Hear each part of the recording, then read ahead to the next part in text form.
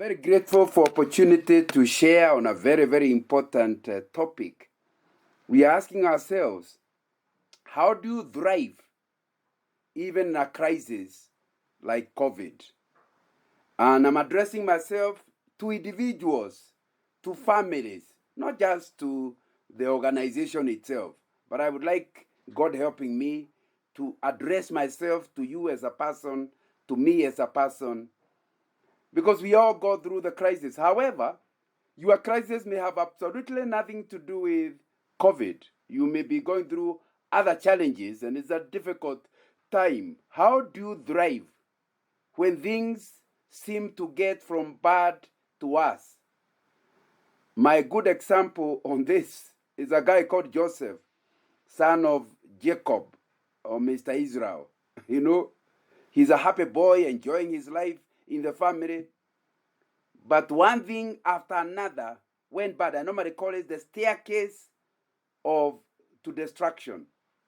From a happy youth, the boys are against him. The brothers are against him. That cannot have been easy. But then they actually do take decision to actually do the evil. Throw him into a hole. And see, that's not bad enough. They decide even to sell him. And he is a slave in Egypt. And he's a praying boy. The more he prays, the more things get worse. And actually, he ends up now, instead of just being a slave, he becomes a slave in a prison. Maybe we are discussing with somebody like that here. And our discussion today is to help each one of us to face such times and yet thrive. I'll have a bit of introduction. I'll spend a bit of time talking about the impact of COVID and then talk a bit about living within your means and how to thrive in a crisis. But I'll also take time to spend time talking about the importance of being proactive, what I call expectation management. Since I'm told many of you are Christians, let me start by reading 2 Corinthians chapter 8. Verse 16 says, "Thanks be to God who put into the heart of Titus the same concern I have for you. For Titus not only welcomed our appeal, but he is coming to you with much enthusiasm and on his own initiative. And we are sending along with him the brother who is praised by all the churches for his service to the gospel. What is more, he was chosen by the churches to accompany us as we carry the offering, which we administer in order to honor the Lord himself and to show our eagerness to help. We want to avoid any criticism of the way we administer this liberal gift, for we are taking pains to do what is right, not only in the eyes of the Lord, but also in the eyes of man. In addition, we are sending with them our brother who has often proved to us in many ways that he is zealous, and now even more so because of his great confidence in you. As for Titus, he is my partner, co-worker among you. As for our brothers, they are representatives of the churches and an honor to Christ. Therefore, show these men the proof of your love and the reason for our pride in you, so that the churches can see it. Now, I just thought you need to have that. A lot of problems we get into is because of lack of being proactive. For example, Paul is involved. I'm hoping somebody will silence one of his two machines. You can't have two machines at the same time.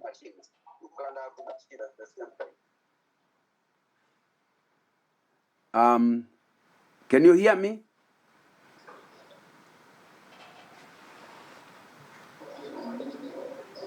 Chairman, can you still hear me?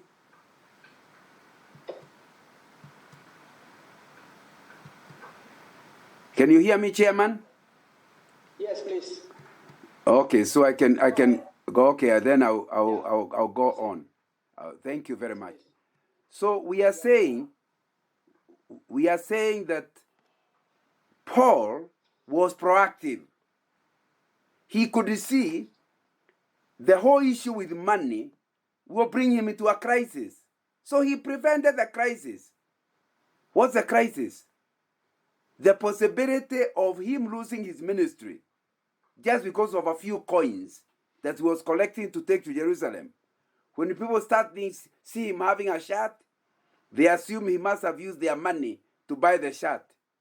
When people see him having a horse, those days they were not cars but horses, they assume he must have bought the horse using their money.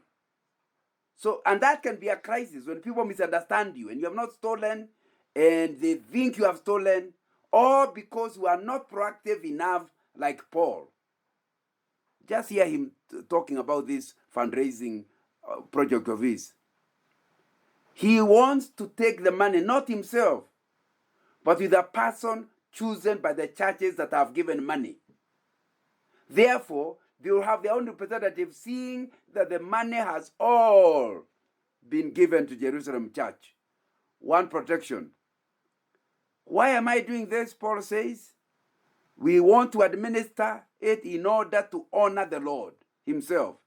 In other words, when you end up with suspicion and end up with confusion, creating things and telling people, trust me, I'm a man of God, trust me. A lot of pastors say that. Paul say, don't trust me. He is very clear. He doesn't want to be trusted. He wants you to verify. Many so-called men of God wants us to trust them. Paul was an even greater man of God. But he said, don't trust me. Send me with one of your people. Because I not only I want to honor the Lord instead of bringing confusion. Verse 20 is saying, we want to avoid any criticism of the very way we administer this gift. And then verse 21 is a verse all of us should remember who are involved in organizations like this one. We are taking pains to do what is right. But that's not enough. You can have an auditor, you can have all kinds of things. You are taking pains to do what is right. But that will not be enough. Paul goes on to say, we must do what is right, not only in the eyes of the Lord, because the Lord knows the truth, but also in the eyes of man. In other words, it's not your personal viewpoint only. It's not God's viewpoint only. You must do things that look right in the eyes of others.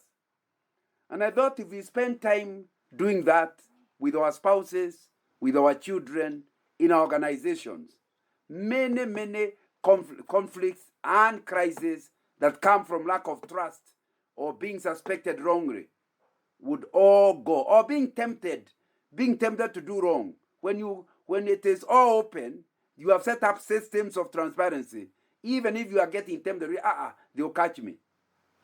And I thought for an organization like yours, this is a very, very important passage. But you know that will not stop us getting the impact of COVID. And the impact of COVID will have a social impact, has had a social impact, has had economic impact, has had spiritual impact, has had a family impact. And so most of us, especially maybe by now we are getting ourselves sorted out, but initially we got confused and I could not understand where to start rebuilding yourself when everything has gone down. But you know the truth. One of the things that is a problem when you are in a crisis is that our mind tends to make it worse than it actually is. You know, a study published by the London School of Hygiene and Tropical Medicine soon after the crisis began showed that the worst case scenario for an unmitigated spread of virus in Kenya would be that 740,000 cases that would result in a maximum of 8,400 deaths would occur in Kenya. As per yesterday, we are still around 250,000. The worst case scenario was like we are going towards 1 million cases. And even the deaths are nowhere near this what was estimated. And of course, this was a fatality rate was assumed to be about 16 per 100,000. But you have to compare that to at least 55 per 100,000 in the UK. And a case fatality rate of 1.1% is what we expected in Kenya. It has actually gone a little higher, compared with 14% in UK. So even as we think, the first way of dealing with a crisis is to be realistic. To be realistic, and I'll come back to that point. You know, we also have to think about our age. I'm being told I have been muted.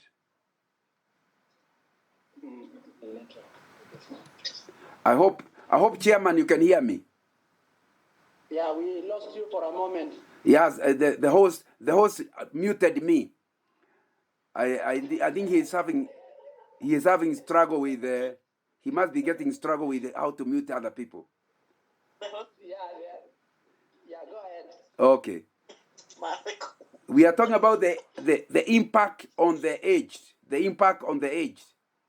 and you are saying it will be important to know your age matters. You can't act like you are a young person, and that will create a big problem. Kenya has a median age of 20. That means most people are young. 93% of its population are younger than 55.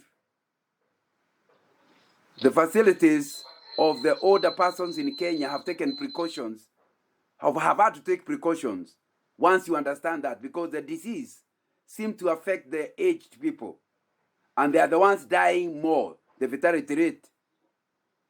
So you need to have measures. If you know you are older, don't act like you are a young person. And the Ministry of Health has told us, if you are over 58, I tell people, even if you added 10 years, I would still be above the new limit. Even if you added 58 to another 10, I'm above that. So one needs to be clear. And I had a lot of struggles with, I speak a lot in the universities, telling young people, no, I'm not coming. This Sunday I'm speaking in Machakos University, and I was telling the young people I'll come, but I'll not attend the worship service, the worship time, when they are jumping and running all over. I'll come at the time to speak. What I'm saying is, if you are going to thrive during a crisis, you must you must know yourself, know your age, and act your age. Don't copy what others are doing, because that will not be very useful. And I don't know who I'm talking to. And for you, it may not be the question of age. It may be just a question of a question of your finances or your whatever. Be realistic is what I'm saying. But COVID also affects relationship. COVID reshaped our personal relationship in unprecedented ways, forcing us to live closer together with some people and further apart with others. Life in lockdown has necessitated close, constant contact with our families and partners, but social distancing measures have isolated us from our friends and our wider communities. Just to you, as I was searching on this issue, I heard about this thing in Hong Kong, a place called Harmony House, which is a domestic violence prevention center. I don't know if they have such things in Kenya. It's a shelter. And they reported the number of admissions to this place which takes people who are suffering from domestic violence had risen from 10 in January to 40 3 months later. And you need to understand that has all to do with that. So you need to be aware that when you bring people who have not been staying together, you might have to create new rules. Don't assume that it is obvious how you live together. You know, mundane discussions between couples like, should we send our child to this play group or not, have become matters of life and death. You can't send your child to a family that is careless with COVID, which causes to inevitably put families under strain and relationship to the test. And of course, in the process, because of this disagreement, we have ended up with more divorce. In the city of Xi'an in northern China, marriage registration offices saw an unprecedented number of divorce requests when they reopened the office. And that is true also in Africa. It also has affected our mental health. Somebody reported from a general population survey of their country that 28.8% of those surveyed reported moderate to severe anxiety symptoms, and 16.5% reported moderate to severe depression symptoms. And that's something we need to be aware of. We are still discussing the impact of COVID. You know, COVID-19 has caused loss of income. That's for everybody, whether you're a businessman or you're an employee. It has also caused isolation. And of course, all these people that are being reported dying means somebody has been bereaved. What do you think that does? It puts stress and pressure on mental health and makes it worse for people who had already had deep problems with the mental health. Now it becomes worse. This has forced people to abuse alcohol more. And that's one of the things you need to be realistic about. That the worst time to be near any wine, and that's why it's not a very good idea to keep any wine or alcoholic drinks inside your house. It's because when you get stressed, alcohol is very sweet. And because it's sweet, you take the first one and you feel nice. Your pain is lessened. You can only become an alcoholic. Within no time, you are clinically an alcoholic. The best way is to keep off anything. And of course, the same thing with drugs. And of course, in the end, we have ended up with a lot of suicide cases, especially here in Kenya. Because of this, the Ministry of Health has been in the process of developing some suicide prevention. And I know the president has talked about them, the mental health programs that the country needs to take. But again, we are talking about you and me. You need to be aware about this. And because you know it, then, and you know it can happen to you, you need to, for example, keep off from alcohol. Number 2, find a friend whom you can talk to freely and frankly. Share the things with someone. Number 3, you might need to go to a counselor. You know, mental health is quite serious. And it's worsened already by her prevalence of what they are calling GBV, gender-based violence, which is, of course, a product of economic stress in many households. But you need to, knowing that as a man, it means that you need to stop yourself. If you feel like you are going to become violent, just take a walk. My sister, if you feel like you are going to become violent, lock yourself in the toilet somewhere. Now you know that the stresses around you could easily make you do something you regret later. And that also is part of the problem of isolation. You are used to being in an office with people. Now we are working from home. Sounds nice initially, until you start suffering from isolation loneliness. This is further compounded by more limited access to health care, because you don't want to go to a hospital because that's where the people with COVID have gone. What about if you go there because of your small problem, only to end up with COVID? So people have problems. And unfortunately, women and children are the most affected. You know, many children and youth could not access education leading to introduction of online classes. And that's something the children have not been used to, because children are used to playing around with others, spending time with others. This has been challenges for both students and teachers, because unequal access to technology is another problem. Fortunately, in recent months, our schools have reopened. But the prolonged closure have brought one problem. Then the crash program they are going through brought yet another one. So we, as the people surrounding children, must be careful not to treat them like things are normal. We should understand they are on edge. I'm not supporting their banning schools, but we need to understand that the parents and the teachers must not treat them like things are normal. And that is something that we will need to deal with.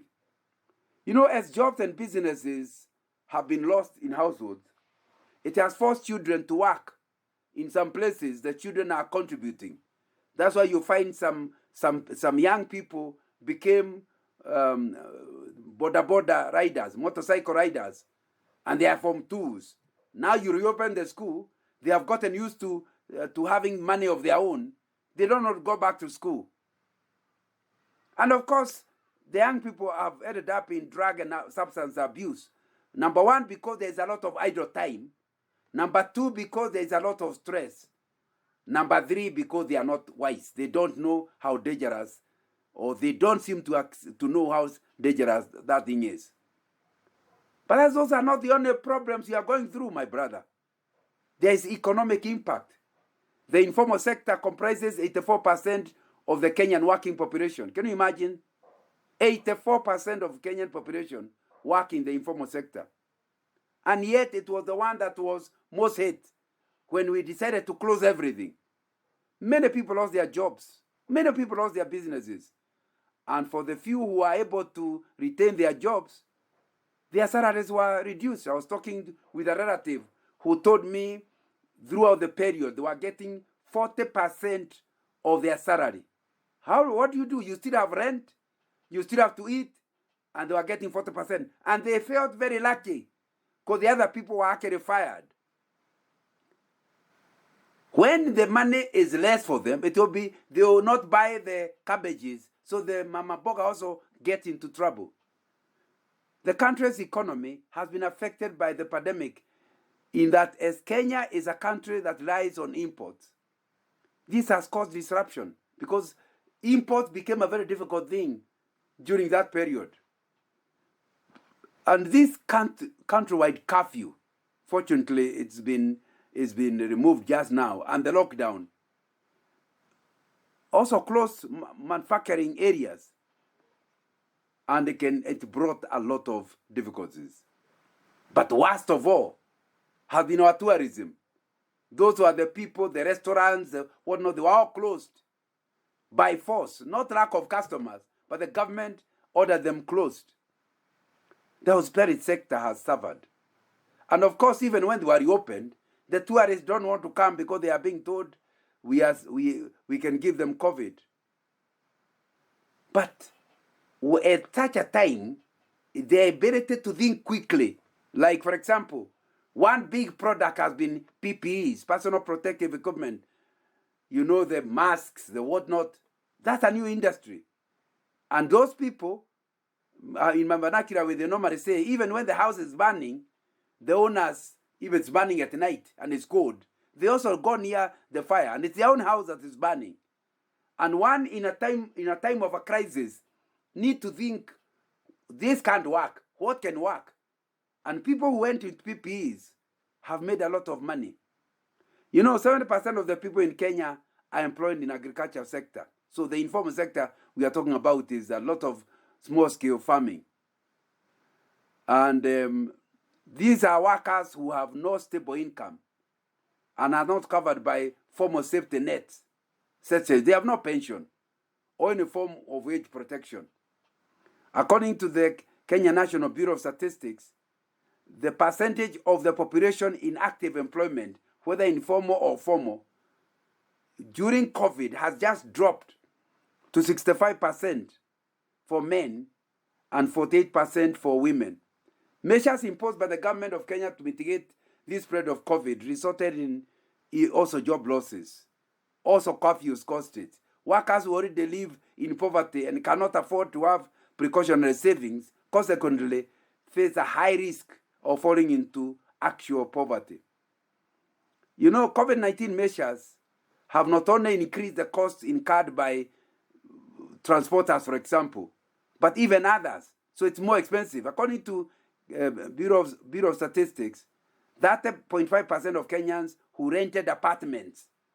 We are now talking to you about you people who have invested in rental houses. And the Kenya National Bureau of Statistics is telling us that 30% of Kenyans who rented apartments and houses were unable to pay their rent. And if they pay, not to pay on time. Conversely, only was 41.7% of tenants paid rent on time. So you can see clearly, it didn't matter which particular area, everybody is suffering. So we need to stop talking about it and start thinking about how to revive our businesses. You know, sustaining local industries, whether we call them micro, small, or medium business, that provide jobs to people living in poverty should be prioritized in the short and medium term. So before we talk about big business, find a way of assisting the small ones.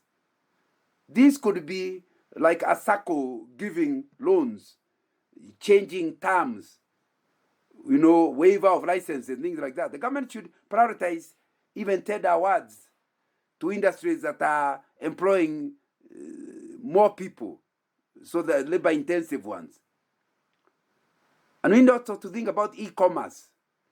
You know, COVID made everybody who is in the internet market to do well.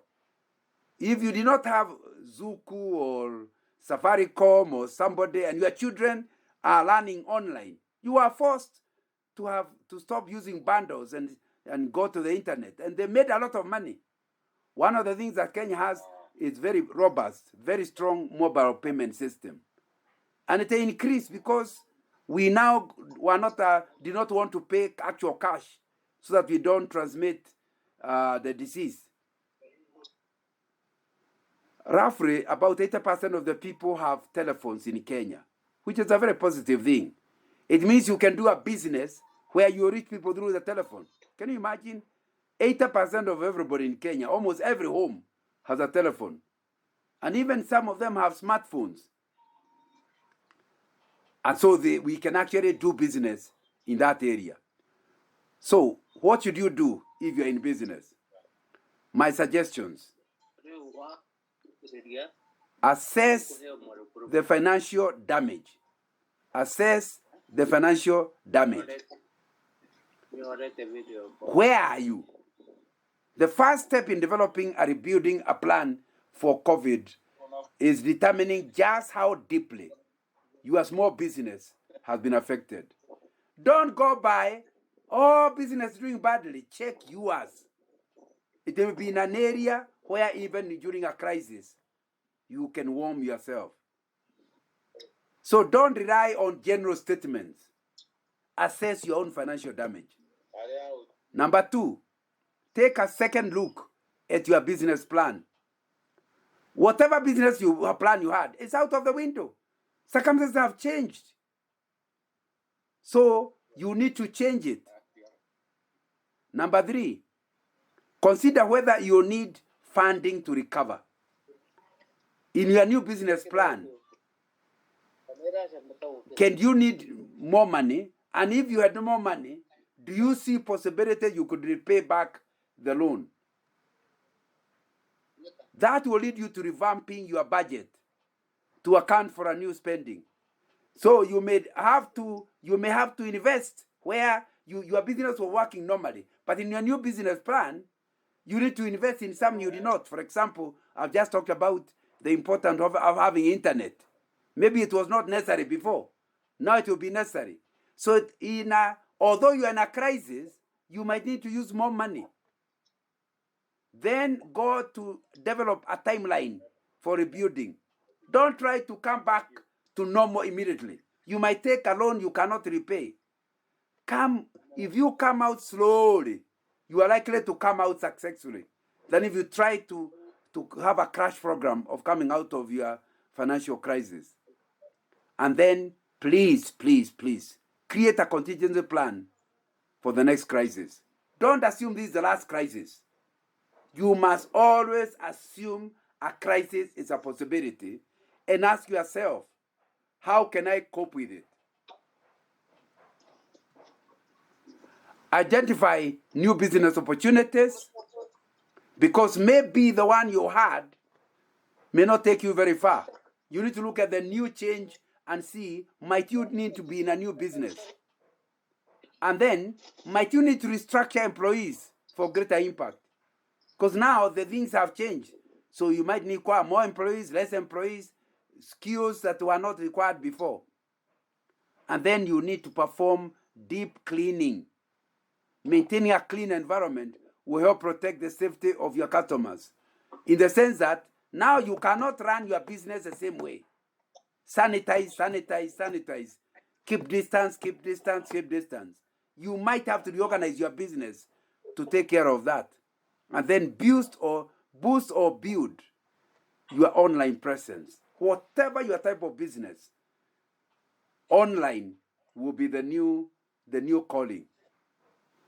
And of course, in the process, you need to offer flexible work arrangements. Now, if you are going to keep distance, one of the things is to see, maybe some people can come in the morning, some in the afternoon. Maybe some people can come at 6, others come at 9, others, so that you are able to work longer hours, but without having everybody in at the same time. Flexible work arrangements, including work share programs. And then you might need to allow unpaid time off. Consider encouraging your employees to take voluntary unpaid leave. If you can see clearly the salaries are killing the business, maybe for a while, you might have to reduce the employees until the income stream gets higher. By keeping them out for a few months, allowing the business to come back, they might not lose their jobs. You continue paying them, you end up in a debt, and your whole business will be closed, and they also lose their job.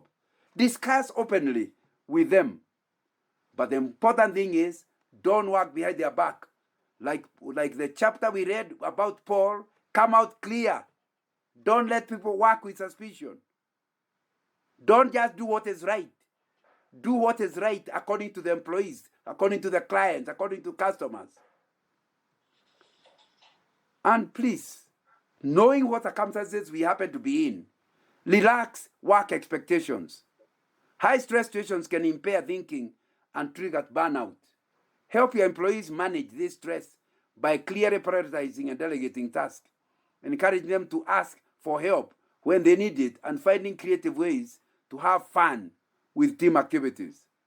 So don't trigger burnout if you know what burnout is. Find a way of working and relaxing.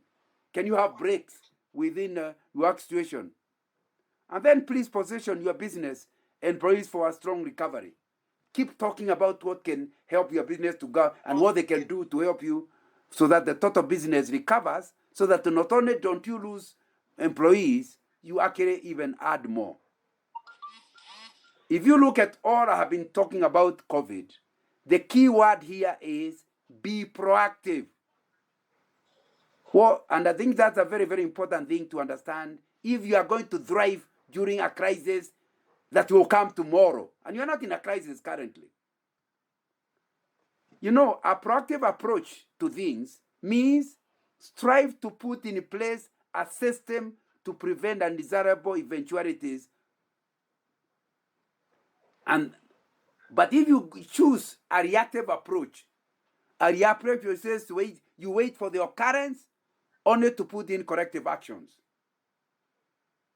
You know, people who are proactive, if you tell them we are going to Kijabi tomorrow from Nairobi, they don't just drive to Kijabi. They start checking, how is the traffic jam? Has the new road construction changed? How is the road going from Gechiengo to into Kijabi? They think about it in advance. They think about what can go wrong. They think about, if it actually went wrong, how can I prevent it? That's what you mean by proactive. And many of us in Africa, it's not something we are good at, because we don't like being proactive. Because being proactive means thinking what can go wrong.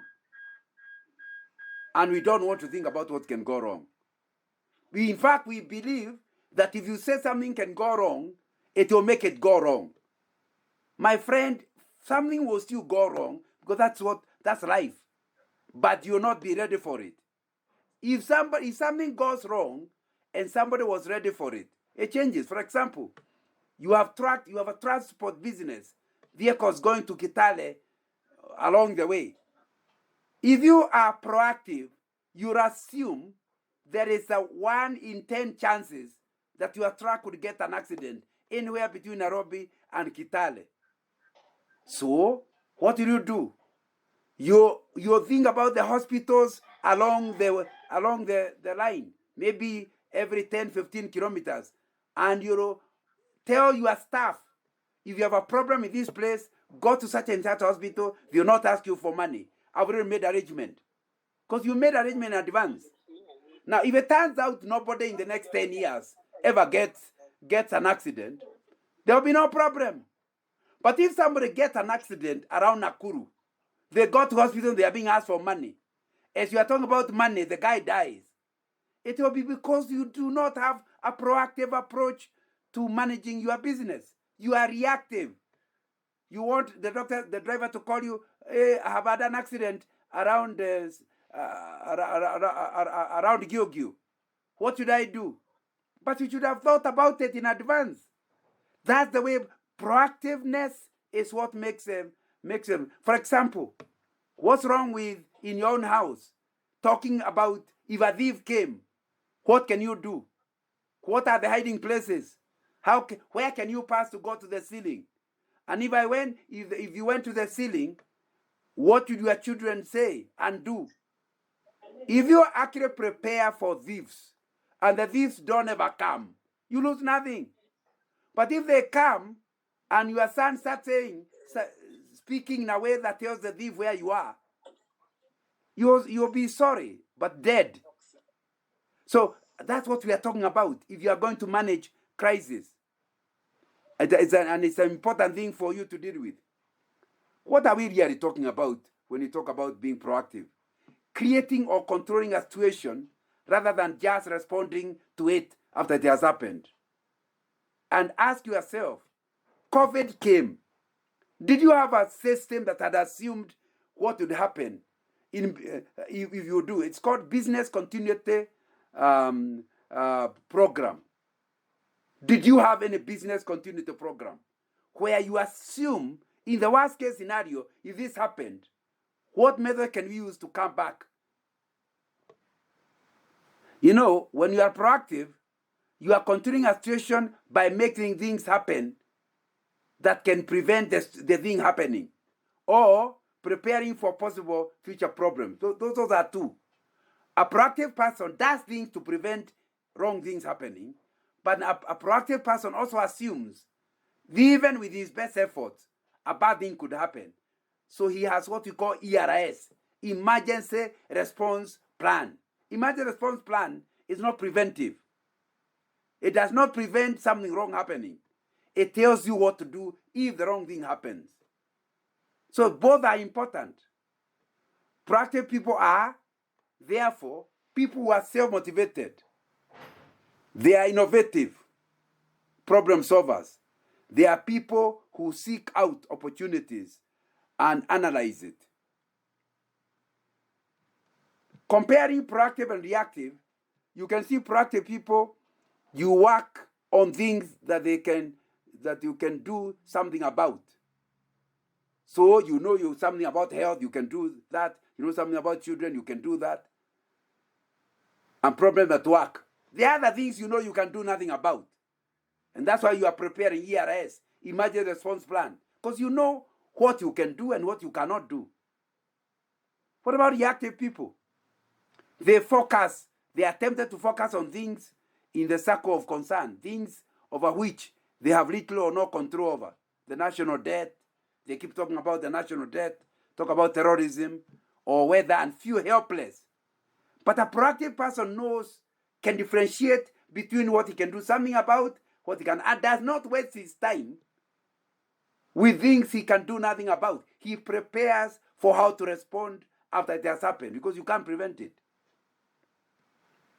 So what are we saying? That proactive approach is better. Why is it better?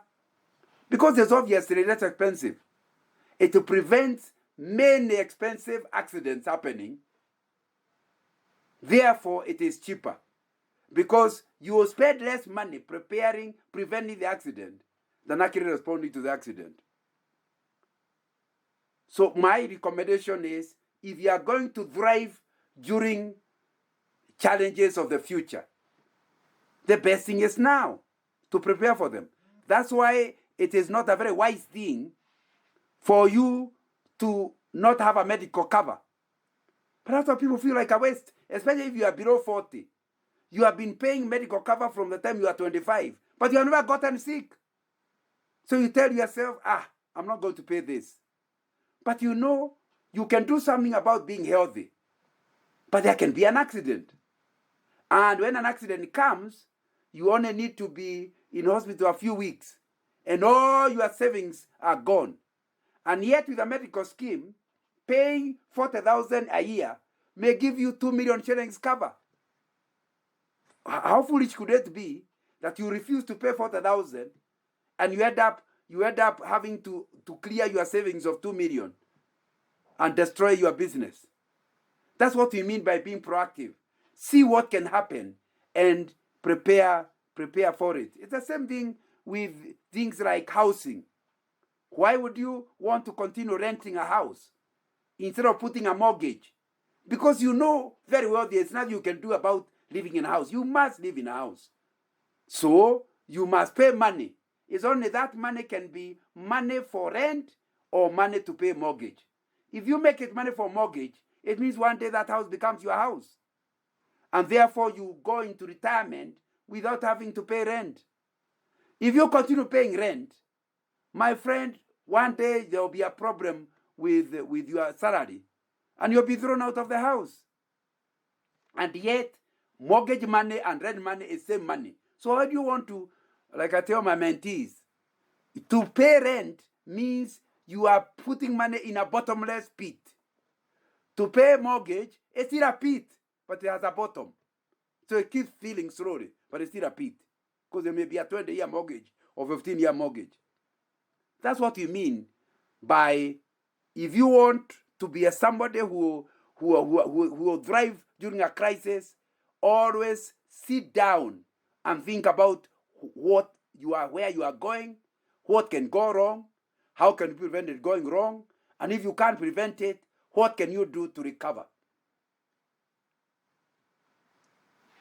You know, the next thing I want to emphasize, people who are able to go through the crisis are people who know how to live within their means. By living within your means, you are able to invest in these other things I was talking about on the proactive point. What does the Bible say about debt? Because if you haven't planned properly, it will throw you into debt. And what does the Bible say about debt?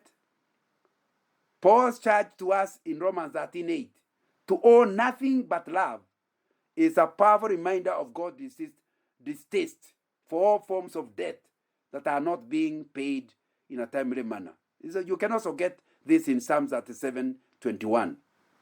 So I'm saying, if you want to be a person who will weather the storm during a crisis, you must be somebody who pays their debt. If you pay your debt, people find it easier to lend you more money. Because they know you are the type who cannot take more money than you are able to pay. But if you are the kind of person who owes 1-0, then you are tieno, you owe anybody. You have a crisis and nobody can touch you. Because you have learned not to live within your means. The Bible does not explicitly command against all forms of debt. Let's be clear. There is nothing wrong with taking a loan. But the Bible warns against outstanding debt and extols the virtue of not going into debt. The Bible has harsh words of condemnation for lenders who abuse those who are bound to them in debt. So we are not, if you are the one lending money, you're also told to be kind to those who are borrowing. So what am I saying? A loan is not the same as having an outstanding debt.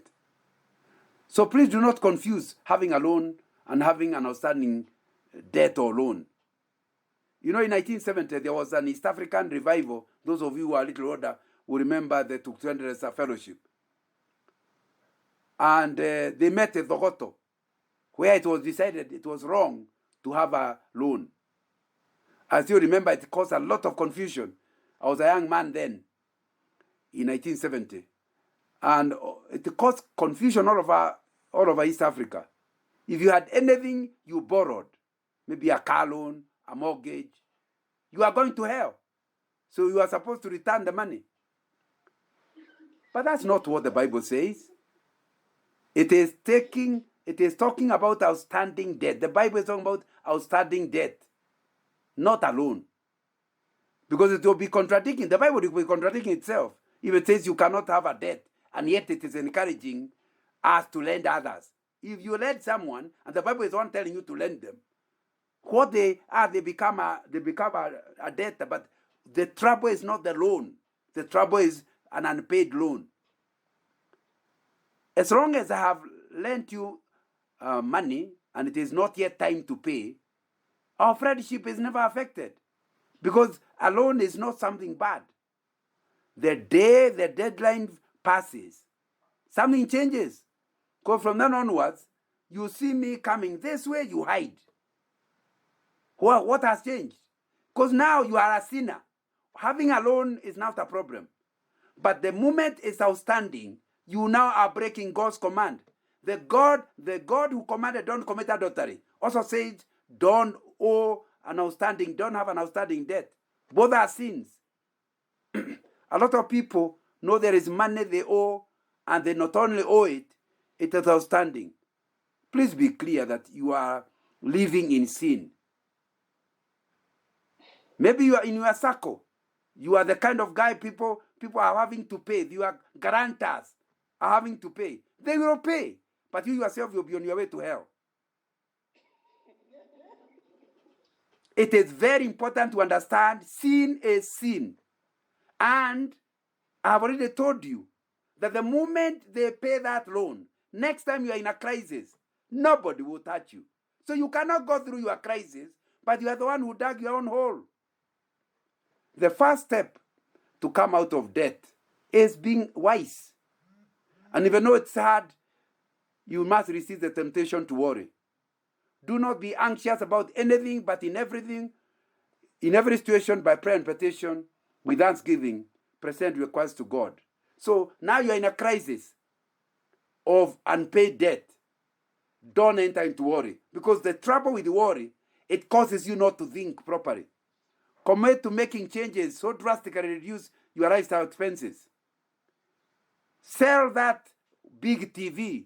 Maybe it costs you 30,000 shillings. You will now buy one for 5,000. The 15,000, you clear some debt somewhere.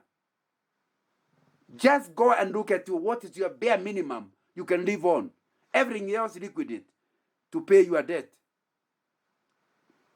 Prepare a budget based on your actual monthly income and actual expenses. And that way, you are able to force yourself down, create a buffer, and all the extra money go towards clearing the debt. You know, that's what the Bible is teaching us in Ecclesiastes chapter 3. The importance of understanding the seasons and changing. But what we are here learning is as much of life is a question of maintaining balance. We do it in athletics. We also do it in personal finances. You must maintain a balance between income and expenses. Also in teaching, we also balance between content and creativity. A teacher who is boring, people will not get the content. A teacher who is always joking will not cover the content. We must all find a balance. And I think it is very important that that we emphasize this. That when you talk about living within your means, it does not mean that there is anything you will miss. You will have everything. For example, let me pick an example of a car. One car costs 10 million shillings, a Mercedes. But what does they do? Carry 5 people to Nakuru. It's transport. The moment you learn not to look at a car by its make, you look at a car as a means of transport, then you ask yourself, why am I driving a car I cannot afford when I can go for a Vitz for 300,000? And you know, if I drive a Vitz and you drive a Mercedes, and we are leaving Nairobi for Nakuru, do you know we arrive at the same time? Why? A Mercedes is allowed to drive at 300 kilometers per hour. My Vitz is allowed to drive at 150, according to the manufacturer, at 150 kilometers an hour. But the government of Kenya says both of us follow each other like we are going to the same destination. The small car and the big car have to drive at 100. But the small car can go faster if it was allowed. So all of us, if you obey the law, a Mercedes cannot arrive in Nakuru any faster. So ask yourself, what foolishness is this? That you are ending up in debt to drive a car you cannot afford, to impress people who don't even care about you. So that's what we are talking about. If you want to go through a crisis, you must stop being bothered comparing yourself with others. That must stop. You are an individual. David Mason wrote, you are born an original. Don't die a copy. Your life is your own. I have written a book which you can find in Scripture Union Bookshop called Discovering Your Life's Purpose. Learn to live your purpose, not your mother's purpose, not your uncle's purpose. Let me use another one. We are talking about balanced diet. Balanced diet is. I went to school. I did my Form 4 1971. So if I get it wrong, you can forgive me. But I think there was vitamin, there was protein, and there was starch. I think I'm remembering correctly. Let's pick starch. You know, if you don't have money, all you need is get some maize, go to a village miller, it's very cheap, and you turn your gunia of maize into flour. Then every morning, make porridge for your family. Do you know how cheap that thing is? And yet your children will be strong in school because they have porridge, they have starch. But if you are richer, of course you can buy bread. Bread is much more expensive than the porridge I've described. But the bread and the starch, I am told by those who know better, it's also starch. And your body cells, since they don't take porridge, and your body cells don't take bread, once it goes in the stomach, it will be turned into starch. And your cells will take the starch. And the cells will not know that this starch came from expensive bread, and this one came from cheap porridge. So the question then is, what foolishness is it for you to be buying bread? You know very well it's not adding anything, no nutrition, additional nutrition to your family. And you buy bread. Of course, if you are rich, don't even buy bread. Go for Weetabix, which is much more expensive than the bread. But all of them, the cells will not take Weetabix. The cells will take starch. So can you see, you can live within your means and still on balance. What about protein? Are you aware that if you bought a debe of beans and you cook it regularly, your children will be with healthy protein? But of course, if you are rich, buy meat. If you are richer, buy chicken. If you are even richer, buy seafoods. But when the cells work on it, they are not after your chicken, they are after protein. And I'm even told the protein from beans is even better than the one from chicken. So why are you having to spend all your money on things you cannot afford? Whereas what you need is a balanced diet. I could go on, but my time is up. But all I've said is learn to live within your means. The notes will be made available to you since I've run out of time. But I wanted to say prepare and keep to a budget. Keep your financial future in sight. Build an emergency fund. Every family must have, in a liquid form, money that can take them 3 months. If both of you are fired, you have money that can keep you for 3 months as you think about what to do. Don't invest in land and you think you're okay. Land cannot be liquidated quickly. You'll go hungry. Keep an emergency fund. Save up for purchases. Don't try to keep up with the Joneses and the Karaokes and the Otienos. Stop relying on credit cards. The fact that credit card you can jump and you can buy anything. Don't take a trip that it's not necessary just because you have a credit card. Find methods of boosting your income. You have a job. Is there something else you can do that will give you an additional income? And I said earlier, have a medical cover. Track your expenses. Don't say, I don't know what happened to my money. And then in your family, separate wants from needs. You need starch. You don't need Weetabix. And then process, cut down your expenses.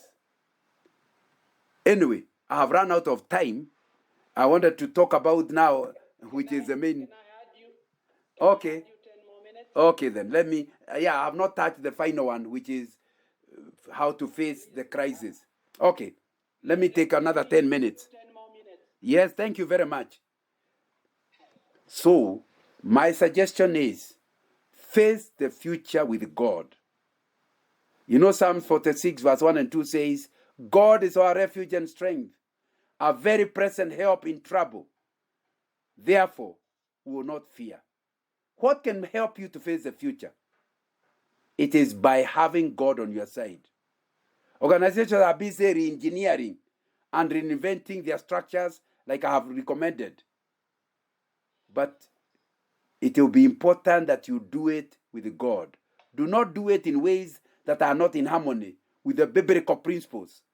Because if you do, you end up in guilt and you could soon be grounded.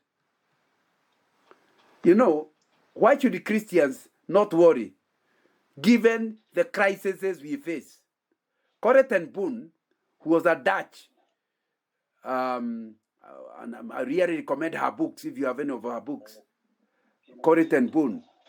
She reminds us, worry doesn't empty tomorrow of its sorrows. It empties today of its strength. Let me repeat. Worry doesn't empty tomorrow of its sorrows. It empties today of its strength. Remind yourself continually, it takes the same amount of energy to worry as to pray. So why worry? We used to sing, if you came to my high school in 1969, why worry when you can pray? Trust in Jesus, he knows the way. Don't be a doubting Thomas, just lean upon his promise. Why worry, worry, worry, worry? When you can pray, you have a choice to either pray or worry. Isn't that what Philippians chapter 4 is saying? Rejoice in the Lord always. In other words, the Bible recognizes the kind of things you are going through cannot cause you joy. So you are not rejoicing in the things. You are rejoicing in the Lord always. I will say it again. Paul says, rejoice. How will you rejoice? He goes on to explain. By number 1, letting your gentleness be evident to all. Why number 2? Because you know the Lord is near. Whatever crisis you are going through, the Lord is near. Near in 2 ways. Near because he is coming back. Also near because you are in trouble with him. He is there with you. And number 3, don't be anxious about anything. So what did you do? In every situation, by prayer and petition. In other words, turn the worry item into a prayer item. And then learn to recognize the things God has done, even during the crisis. There are some things God has done. For example, you are not sick. There are so many people sick and you have not been sick. Look for things to thank God about. They'll give you a new hope. Present your request to God. What will be the result? If you are in that kind of a situation, despite the crisis, the peace of God, which transcends our understanding, in other words, cannot be explained. People expect you to be depressed, but you are smiling. It transcends our understanding. Will guard your heart and your mind in Christ Jesus. The other thing the first thing I want to talk about during a crisis, if you are to thrive, is do not worry instead of turn it into prayer. Number 2, practice what we call worst crisis scenario approach. And I've run out of time, but you can see the story in 1 Kings chapter 7, where some lepers are hungry and dying. On one side, they are going to die because of hunger. On the other side, if they go where the food is, the enemy armies are there. So that's saying, the worst case, what is the worst case? If it's here, we are sure to die. If we go there, if they sympathize with us, they'll give us food. If they don't, we'll die again. What's big deal? So they opted to go to where there is a possibility they could live. And you know the story. They went there to find that the armies were not there. They ate until they started feeling guilty and stopped eating to go and tell the king what has happened. I call it the worst scenario approach. For example, you have just lost your keys and they cause you real mess. You can't even think where to find the keys. Stop and practice worst scenario approach. In other words, I don't have the keys, yes. What the worst can happen? I will never find them. If I never find them, what can I do? Oh, my wife has a spare key. And where's your wife? She is at work. Can I reach her on the phone? Yes. How long would she take to come? 5 hours. So the worst thing is, I'll have a problem with 5 hours. If you got the worst case, and you see that the worst case is not so bad after all, it allows you to cool down, and you now can handle the issue and look for your keys well. How many times do you become paralyzed by a crisis? Because you are dealing with it on such a way that you can't think. First of all, think, I think this is big. What about if it got worse? What the worst can happen? If the worst happened, do I see a God who can handle the worst crisis? The moment you start accepting God can handle the worst, you see how foolish it is for you to doubt that your current crisis, He cannot actually handle. Next, I'm recommending you learn to live in one-day compartment. Matthew 6:34 is saying, do not worry about tomorrow, for tomorrow will worry about its own things. Sufficient for the day its own trouble. And I wanted to give a story about flying, but I've run out of time. My 10 minutes are about to go.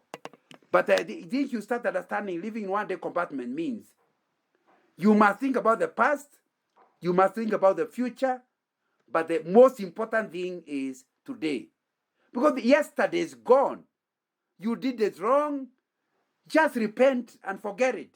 Don't lose energy about the things that went wrong. But not just the things that went wrong, the things that went right. Oh, this is how I used to eat in my mother's house. You ate and you went to the toilet. How you ate in your mother's place is irrelevant. Now in this home is what matters. So don't allow yesterday, whether it was good or bad, to be what you concentrate. Future. It's important to plan for the future.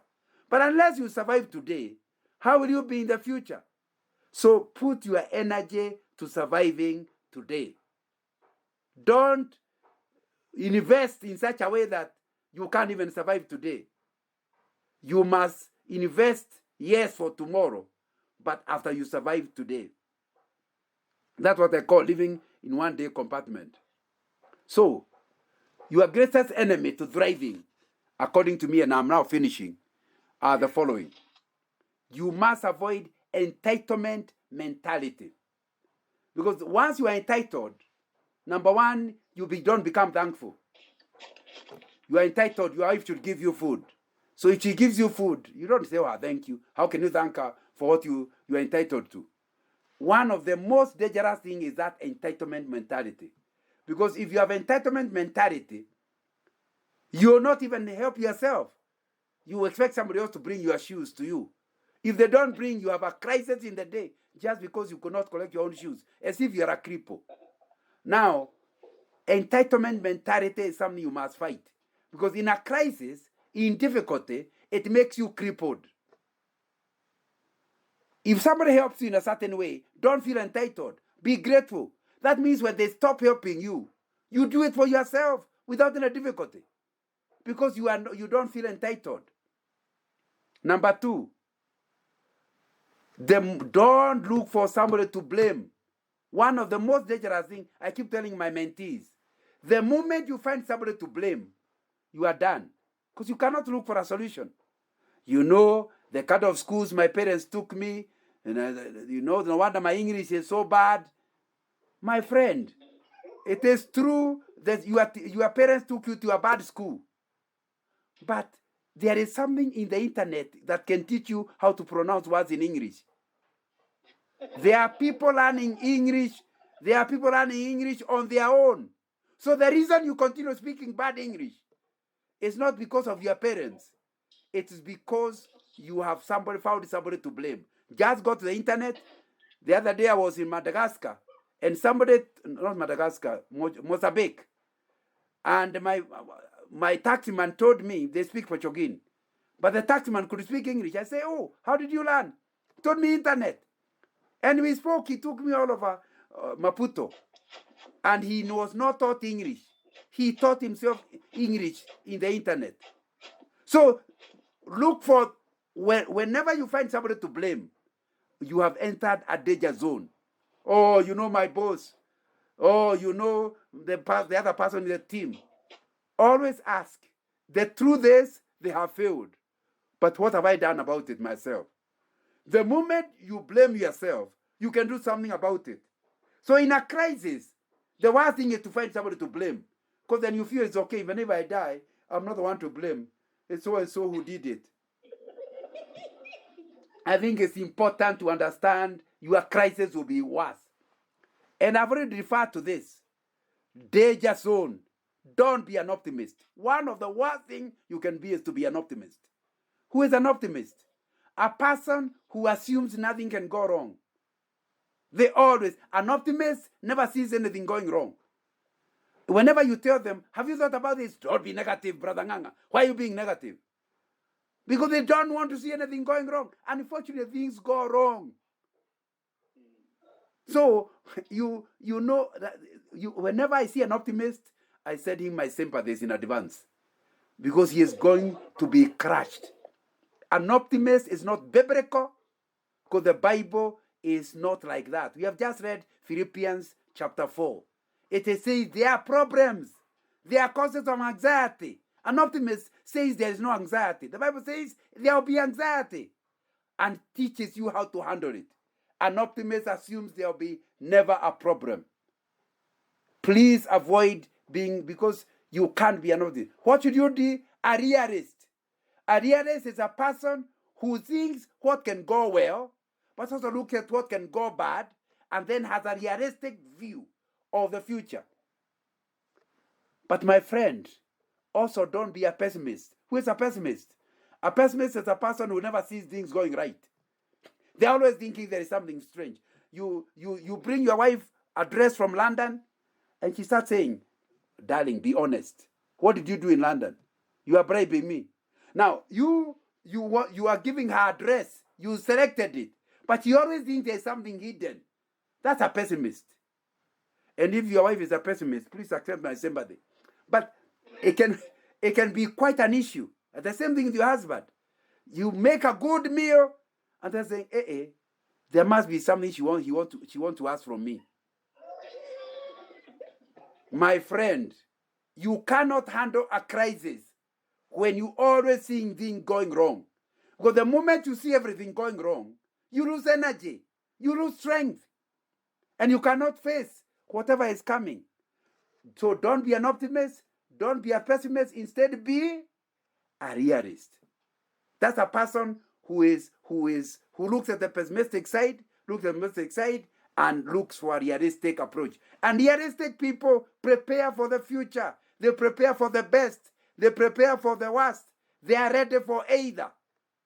And so crisis comes, and we face the same crisis.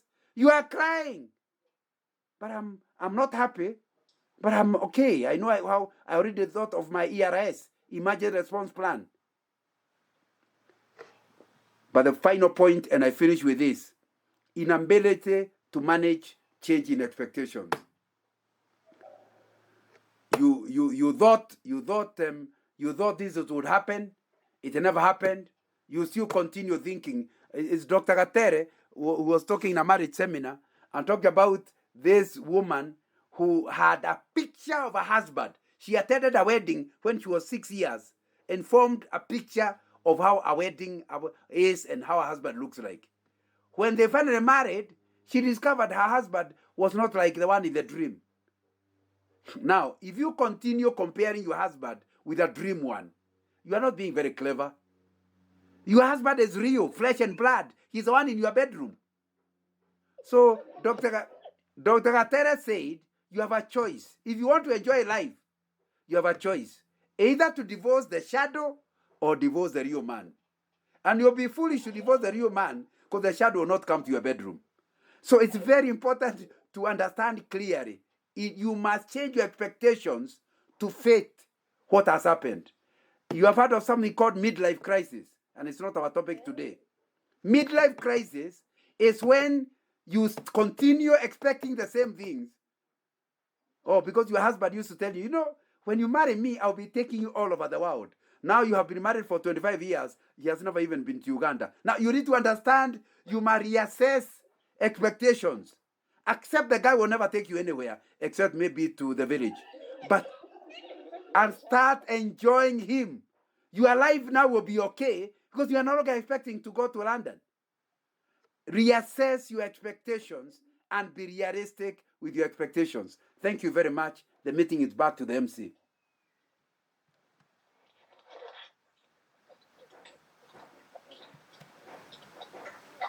Wow. Ladies and gentlemen, you got out enough of this one. You need more, and Yoganana, we're looking forward probably to having you live one day as Marco Sacco to continue talking to us. Maybe you can take one or two questions. Yes. Let them ask, or if they have already written them, you can read the questions for me. Yeah. So I just want to pause there and ask our members if anyone has any question, one or two questions. We can allow Banagana to answer that. Anybody with any question, you can write it somewhere and you can unmute and then you can ask a question. Just unmute and ask a question if you have anything for Yaganana. What a blessing, what a message. Nimependa ile ya bottomless pit na a pit with the bottom. So if you are paying your rent, since you came to Nairobi the last 20 years. Chairman, if there are no questions, let two people say what they learned, in case I was talking to myself.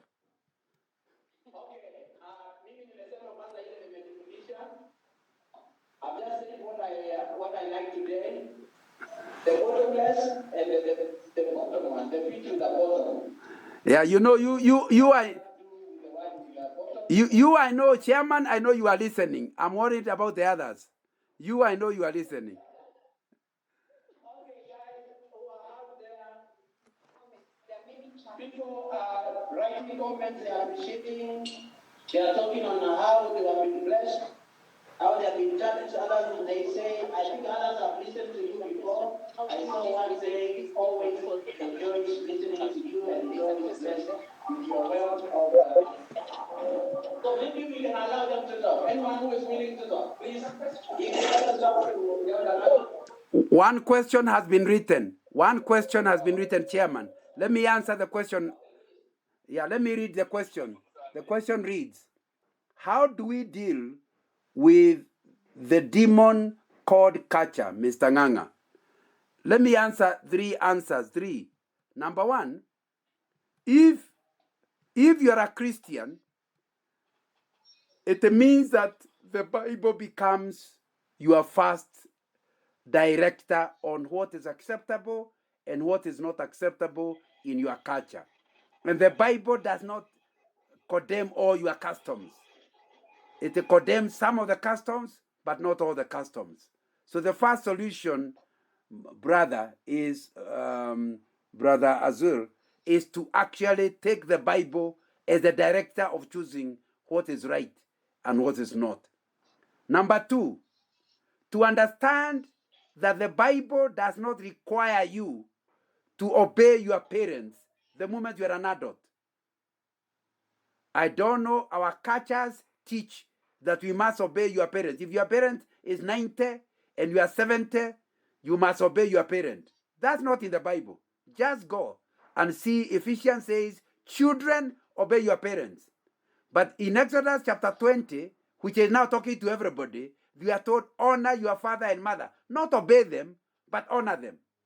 Honoring them means you can disagree with them, but in a respectful manner. A lot of cultural issues is because our grandmother, our father insists on doing certain things, and because we don't want to disobey them, we feel compelled to do things their way. We must understand the scriptures. Do not expect an adult to obey another adult. In fact, even if you obey, rest assured the Bible still holds you accountable. You know, in the children of Israel, anybody who was above 20 years and did not go to war when they refused to go into Canaan, everybody died. Anybody 20 years and above. Those who are 20 years and below, although they may also have refused, their parents were held responsible because children obey their parents. If you're an adult, if you obey your parents and do a sin, you will still be held accountable because you could have said no and you actually said yes. Thirdly, one of the subjects we are dealing with, the crisis, and I was actually asked this question only this week by someone. Now, if you are telling us to live within our means, what do we do with our extended family? If you go to my YouTube account, my YouTube is John N. Nganga. John N. Nganga. I've given a talk on how to manage your personal finances. And I say, in your budget, you must put budget for your relatives. If you can afford 10,000 shillings per month for your relatives, put it there. The moment the 10,000 is finished, you tell them you don't have money. The biggest problem we have is we want to be thought richer than we actually are. So people come from the village and you start cooking things you cannot afford. Let them see you eat ugali with sukuma wiki. Of course, when they go to the village, they say, hey, the son of so-and-so, he is very poor. He only eats sukuma wiki. That's okay. It will not change you. So do not let culture not force you to operate outside your budget. And when you have money, you help them within your budget. So even if they are cheating that you are poor, if they are honest, they will know you have helped them. That's how to handle culture, according to me. Now, the other person says, could you share a bit more regarding mortgages compared to putting up your house? Some schools of thought indicate that mortgages are very fleecing. Remember, whether you build your own house or you buy it, it's still a mortgage if you want to complete your house. Because the alternative is wait until you save, you build, you save, you build, you save, you build. It's okay. It is your option. All I was against is the idea of permanently living in wonderful houses that belong to other people. So if you build for yourself, I'm okay with it. If you buy a house, I'm okay with it. However, please understand this, and I don't think I have enough time to deal with it. When you are deciding whether to build or to buy a mortgage, 3 things must be considered. If you go for a mortgage, it will mean you go to a bank, it gives you the money, you buy the house, within 2 months, you stop paying rent. If you go about building your own house, you go to your circle, take a loan, and you buy a plot. Then you can't start building until you pay because you have no more money. You are paying back the loan. So the next 2, 3, 4 years, you have a plot, but you're not building. You are still paying rent. The guy of the mortgage stopped paying rent. He's already contributing to his mortgage. After that, you start building a house. If you don't want to take a loan, it will take even longer. If you take a loan at that point to build, it will mean the next 2, 3 years, you are again building. What does that mean? You add up maybe 5, 7, 8 years of this other guy is no longer paying rent, and you are paying rent. Even if the house at the end ends up to be cheaper than the one I bought. If you talk about in value of money, time value of money, my friend, you will have lost a lot. So think clearly. But it doesn't matter which one you choose, as long as you choose to move out of rented house sooner rather than later. The other question, you have said we avoid debt by all means. How can we deal with this app, Tala, and they give us loans which sustain us? Now they don't sustain you, they make you prisoners. And the choice is yours, whose prisoner you will be. Because my topic, one principle I have given you today is living within your means. If you are living on Tala, you are not living within your means. You are living within Tala's means. So my friend, it's a high level of foolishness to be living on borrowed money. So reassign yourself. You can survive. And I thought I gave you examples of dieting. I gave you the example of a car. The same thing with a house. If you live in Buruburu, the rents are a certain level. If you just cross the road and go to Umoja, the rents are lower. But the bed you are using in Buruburu, you just carry it and transfer it to Umoja. You'll be paying less money, but the same sleep. The bed is exactly the same. So why would you go to pay higher rent on Tala when your sleep is still the same?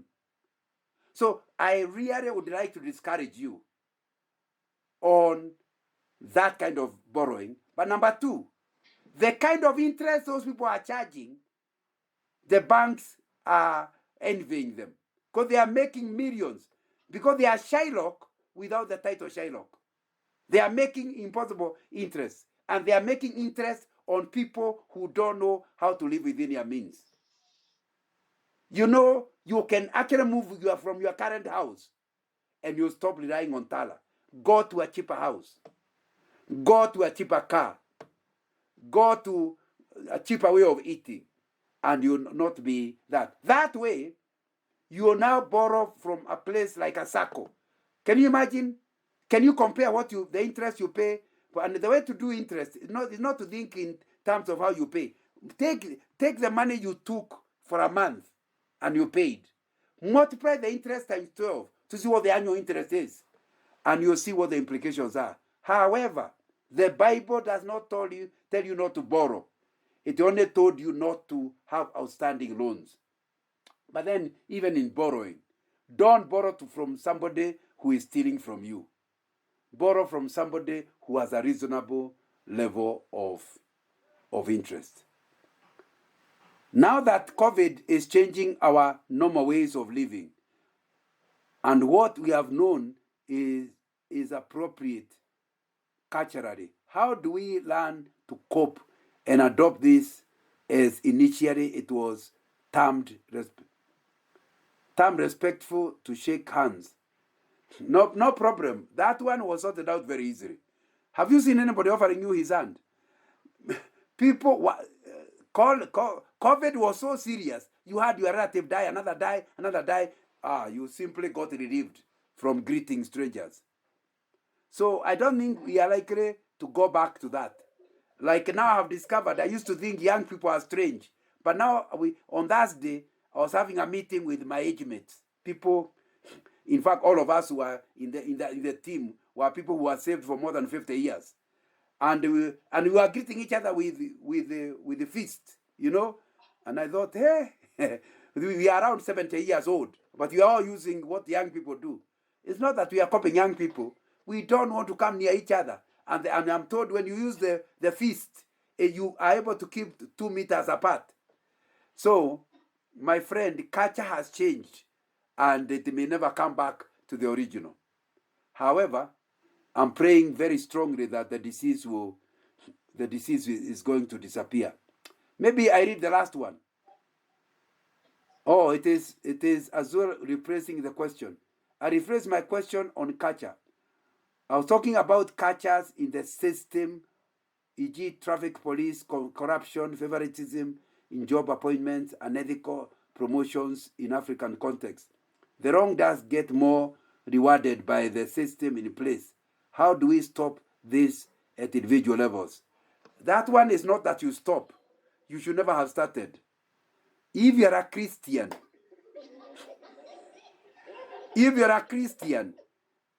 you know, the other day I was training some people, and I was training people. I worked for Shell for 30 years. So I was training people in oil industry, a group of managers. And they told me, Mr. Nganga, you know, in oil industry, corruption is impossible to do away with. Since you have been in it longer than us, you understand it. You must have had to deal with it. I could see these managers are thinking that I've also been corrupt. And because I've worked longer, I've been in oil industry for the last 40-something years, they think I must have been bribing in order to succeed. So I told them, I don't know what example to give you. What is the easiest example of corruption in Kenya? And we agreed, traffic police. I told them, I have driven a car for more than 40 years. I have never bribed a policeman once. I have driven in Mombasa, driven in Central. I used to live in Kisumu in the 1980s. I have never bribed once, not twice, once. But I also admitted to them I have been locked up by the police. But so that they understand. But I'm okay. You cannot say no to that culture and say no to being locked up. You know, a lot of people think the police force you to bribe. They don't. They give you an option. May I lock you or you bribe? You opt to bribe. It's a choice you have made. Make a choice to be locked up, and a lot of policemen don't want to lock you up. Amen. You know, I've been stopped by the police. Then people are, you know, I am talking to them, and they are trying to frighten me, whatnot. 2 minutes, 4 minutes, and they start seeing cars passing. They realize money is flying. They go, old man, go. Because you see, by spending time with me, they are losing money. So it's very important to understand the police also know there are people who don't bribe. If they discover you're that type, they normally release you as quickly as possible. So it is you to determine what kind of a person are you. And the police will treat you according to your kind. Thank you. I think that was the last question.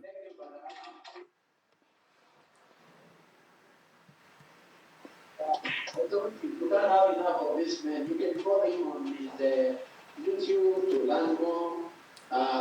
He's a great man. He has a lot of wealth of wisdom, and we can keep learning and learning and learning. We thank God. Thank you, Wananganga, for finding time for us.